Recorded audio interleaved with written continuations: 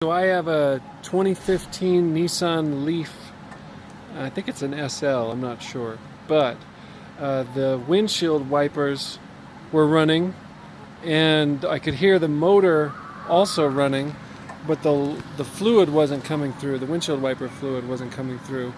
And the back windshield wiper worked just fine, so the windshield wiper would wipe and the fluid would go, but just not the front part. So I wanted to show you what I did, or what I found was the problem. So I opened the hood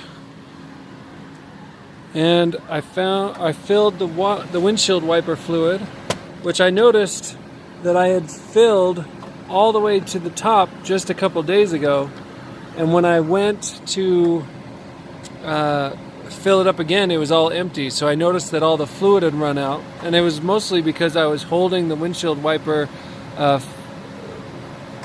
lever in the car for a long time just to see if the fluid just needed to get through the tubing, but it was way longer than it needed to be, so I knew that there was no fluid coming out.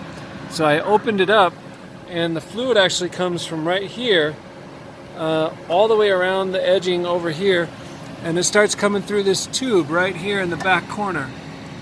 And when I checked on it, I couldn't tell, but this tube was actually disconnected right here. And so when I asked my wife to come pull the windshield wiper lever in the car, it just started spraying everywhere right here. And I saw this thing that actually comes in and out, and it wasn't connected, but it fit perfectly. And if you look right here, this cord comes right through here, underneath here, to where the windshield wiper fluid sprayer is. And so I'll give you a look at what that looks like from right here. But that actually is all I needed to do. I'd actually cleaned the top, and so I knew there was no blockage there. It had to have been some kind of a connection problem. And I found out that it was right here. I realized that one of the things that I didn't show is that there is a little latch right here that all you have to do is lightly press it in and it opens right up, so you can see where that cord was. And then you can just reattach it by lining it up